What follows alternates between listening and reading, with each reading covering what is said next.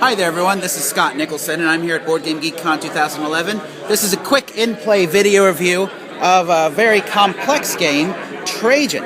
Trajan is a game by Stefan Feld, and this is one of those games that you have a lot of things you can do and many different ways to get victory points. The core mechanism is actually quite interesting. Ian is doing it right now.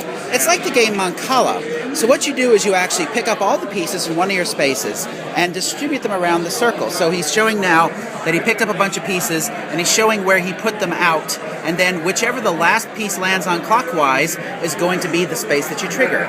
Each of the 6 spaces corresponds to a different area on the board. So the areas on the board are tiles that later on, if you can manage to fulfill the cost of the tile with matching pieces, then that'll work out. There's other sorts of tiles which give you benefits. There's buildings which give you other actions. There's cards where you can pick up cards and meld them for points.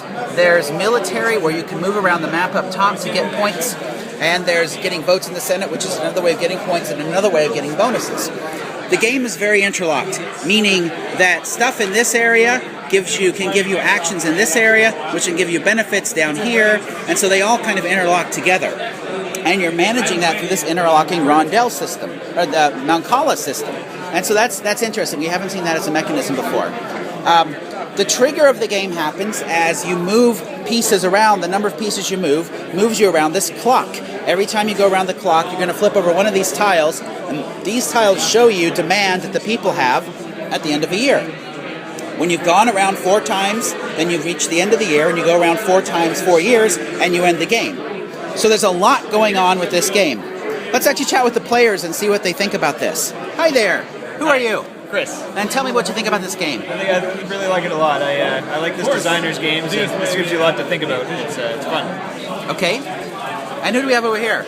I'm Ian. Hi, Ian. And what do you think? I know you've played this game a number of times. I have. What do you think about this? I think it's really got a lot going on, a lot to think about. You're constantly thinking about all the 6 different actions. You're thinking about all these different things you can do with the Mancalas to really maximize your move and make really epic moves, you know, and it's kind of exciting in that way. You do have to sort of pay attention to what the other players are doing too, because you know you're racing for different things on the board, so there is some interaction. Even though you're kind of focused on your own little puzzle, you know, I'm not a big fan of puzzles, but these puzzles work for me. Okay.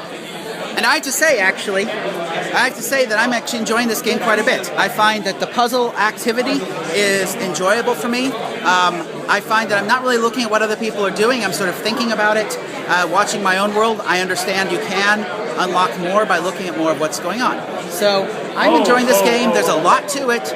It's very intriguing, and I look forward to exploring it some more.